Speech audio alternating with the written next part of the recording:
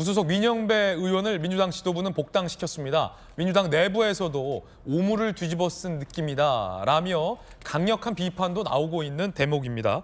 그 가운데 이 강경파 의원들은 잘한 조치다라는 옹호의 목소리도 제기되고 있습니다. 일단 민영배 의원 본인 이야기도 들어보시죠.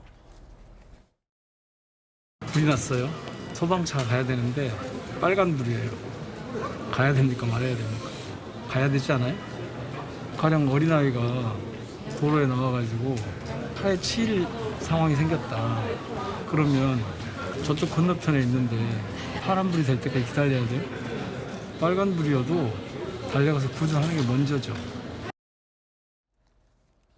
서지현 부대변인, 어쨌든 빨간불에 갔다. 그러니까 신호 위반은 했는데 신호 위반은 했어요. 신호 위반은 했는데 불난 상황이다. 아니면 뭐 위급한 상황이다. 구조 상황이다라고 이제 비유를 한 거죠.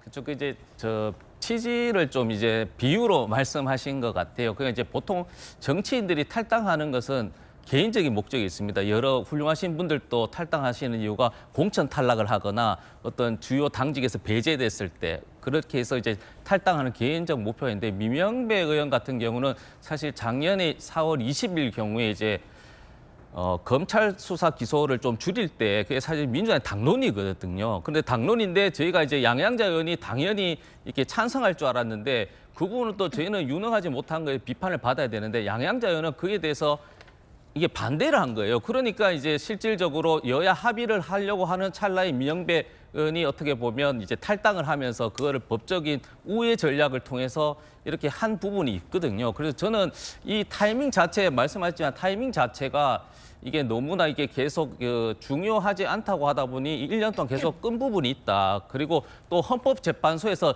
뜻하지 않게 저희는 그 법안 자체의 유효성을 봤는데 그 절차적 문제에 대해서도 지적하다 보니까 이게 민영배 의원의 복당에 대해서 전체적으로 처음에는 당론에서 즉 민영배 의원은 그런 어떤 정의감도 있지만 당을 위해서 희생한 부분이 있는데 이제 와서 개인의 어떤 개인적 목적에 의해서 탈당하고 꼼수 복당한다. 이런 비판에 있어서는 본인은 말씀드렸지만 비유로 빨간불이라도 그 절차가 중요하지만 생명을 지키기 위해 즉 법안을 처리하기 위해 그렇게 비유로 말씀하신 것 같습니다. 민주당 내부에서 민영배 복당을 두고 강한 비판 목소리도 나오고 있는데 민영배 의원 복당시켜야 된다라고 요구했던 일종의 강경파에서는 더 일찍 복당시켰어야 됐다라고 환영하는 분위기도 있습니다. 들어보시죠. 국민들한테 사과하는 게 뭐가 어려워요. 근데 이렇게 어물쩍 넘어가잖아요. 그럼 쟤네들 또 이런 거 또 나중에 하겠네. 그럼 나중에 우리가 언젠가는 이 수업료를 내야 됩니다. 청구서 날라와요 국민들한테. 사과라 그러면 사과하면 되는 거죠. 까짓 건 뭐 그럼 어려울 게 뭐가 있습니까? 예. 민주당에서 필요한 가장 전투력이 있는 의원 한 분이 다시 복당했다. 저는 여기에 방점을 찍고 싶습니다. 김병민 최고위원님. 네. 민영배 의원 얘기가 그러지 않습니까? 불이 났으면 소방차가 지나가야 되는데 신호등을 지켜야 되냐. 근데 그 불이 안 났는데 불이 났다고 불이야 얘기하는 양치기 소년들이 저는 문제라고 생각합니다. 검수완박 법안 처리가 그렇게 급하고 다급한 일이었습니까? 그리고 그토록 검찰 조직에 대한 수사권에 박탈해야 될 정도로 위중한 상황이었습니까? 여야 간의 협의를 통해서 같이 얘기할 수 있는 시간이 있었음에도 불구하고 당시 문재인 대통령 임기 내에 이른바 정권이 바뀌면 거부권 처리할 수 있으니까 거부권 처리하기 전까지 무례해서 처리하려고 했던 모습들이 있었던 것 아닙니까? 그런데 이렇게 가짜로 불이 난 것처럼 불이야 얘기하고 나서 자기들 마음대로 신호 위반하고 규칙 다 어기면서 정치할 것 같으면 대한민국의 법치라고 하는 이름이 무엇이 필요할지 사람들이 묻지 않을 수가 없을 것 같고요.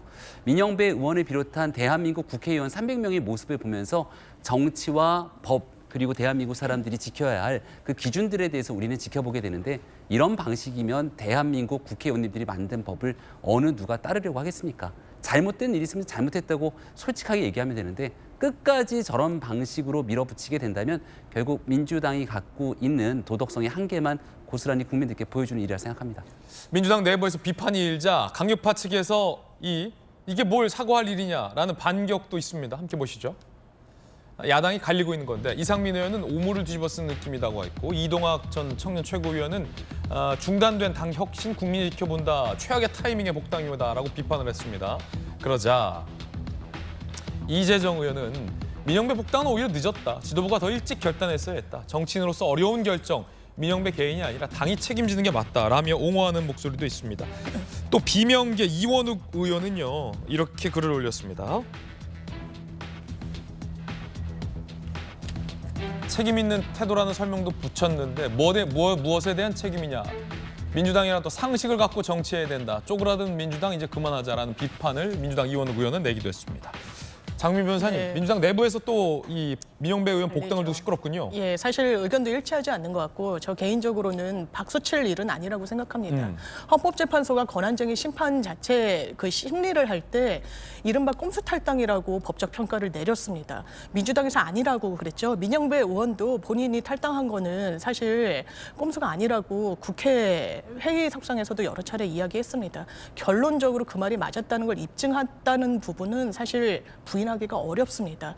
이런 국회 선진화법으로 안건조정 소위에서 무소속 의원에게 어떤 캐스팅 보트를 줘서 수기를 거치도록 한 부분 여야 합의로 이뤄낸 겁니다. 그렇다면 최소한 그 제도를 몰각시키지 말았어야 됩니다.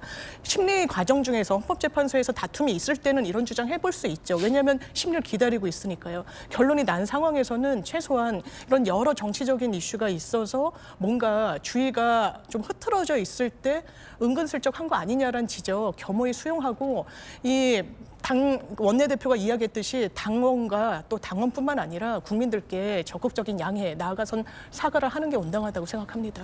당사자도 지도부도 사과는 하지 않고 있습니다. 오히려 불이 난 상황인데 그거를 어떻게 해야 하냐라고 반문을 하고 있는 그런 상황입니다. 여당에서는 특히 교육위에서 이렇게 성명을 냈습니다. 이 애들 교육에 안 좋다. 들어보시죠. 반칙과 꼼수, 편법을 서슴없이 저지르며 반성하기는커녕 정당화한 민의원은 교육위원으로서 명백한 재척 사유에 해당합니다.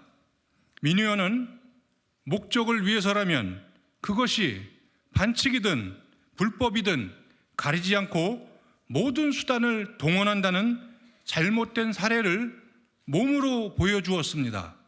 아이들 교육에 큰 해를 끼치게 됩니다. 민영배 의원이 상임위가 또 교육위이고 또 이철규 의원이 이제 교육위이니까 할 수 있는 발언 같은 애들 교육에 해에 끼친다. 어떤 취지일까요? 김광삼 변호사님. 일단 꼼수 탈당, 유장 탈당. 그게 국회법 위반 아니에요? 국회법 법을 위반한 사람이 교육위원회에 들어가가지고 교육을 운운하면 그게 사실은 받아줄 사람이 있겠습니까? 그래서 애들 교육이 안 좋다 이제 이런 얘기를 하는 것 같아요. 그런데 그 지금 민영배 의원의 탈당, 그다음에 이번에 이제 복당 관련해서 의견이 둘로 나누잖아요. 친명과 비명이 극명하게 갈라져요. 친명 쪽은 늦었다고 얘기를 해요. 이재정 의원이 대표주자잖아요. 이재정 의원이 7인의 멤버거든요. 친명계 전형적인. 그리고 나머지는 또 비명계는 또 아니다, 반성해야 한다 그렇게 얘기하고 있어요. 그러면 검소완박이 왜 그렇게 신속하게 이루어졌는지, 왜 그렇게 막 윤석열 대통령이 취임하기 전에 이루어졌는지 그걸 알 수 있는 거예요. 결국 이재명 방탄하기 위해서 검소완박이 이루어졌구나. 이걸 우리가 이제 간접적으로 간호해 볼 수 있다고 생각하고, 근데 사과와 반성이 있어야죠. 근데 민영배 의원 뭐 유장 탈당했다고 언론이고 다 얘기하고 있는데 뭐 적반하장으로 내가 유장 탈당했냐고 막 억지 쓰면서 막 그런단 말이에요. 그게 더 아마 국민의 분노를 더 일으켰다고 생각하고요.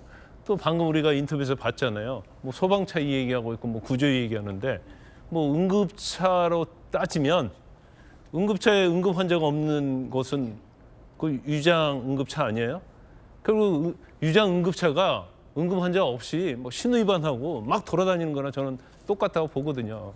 그러면 이제는 좀 반성해야죠. 진정한 사과 좀 해야죠. 복당했으면 자기 목적 달성한 거 아닙니까? 그러면 그 과정에 대해서 내가 정말 잘못했다. 그렇지만 그때는 어쩔 수 없는 선택이었다. 이 정도까지는 받아줄 수 있죠. 근데 자꾸 소방차 운운하면서 본인이 자신의 어떤 행동에 대해서 합리화하려는 그런 모습이 참 꼴불견이다. 저는 그렇게 봅니다. 서재현. 네, 근데 사실은 그 과정에 대한 문제 제기는 할 수 있지만 법안 취지를 신속하게 해야 되는 것은 좀 이해를 해주셔야 되는 것이고, 이재명 당대표의 수사를 막기 위해서 한 게 아닙니다. 또 막아지지도 않잖아요.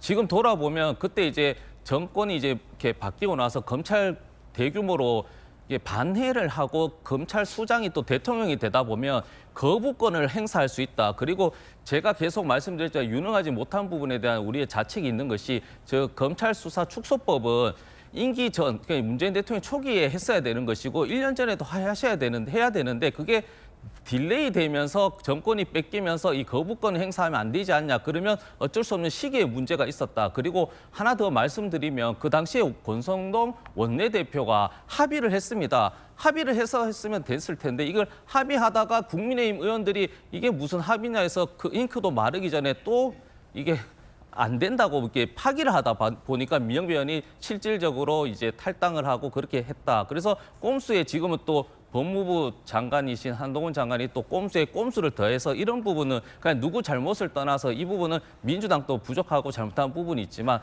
또 그에 반해서 그거를 또 꼼수로 하는 것도 저는 좀 좋은 방향은 아니다 보는 겁니다. 예. 뭐 제가 아이들 둘 키우고 있지만 아이들한테 늘 이렇게 합니다. 누구나 실수는 할 수 있다. 하지만 실수한 이후에 그걸 인정하고 사과하는 게 진정한 성숙한 자세다. 애들이 보고 있습니다. 6조 광고 보고 돌아오죠.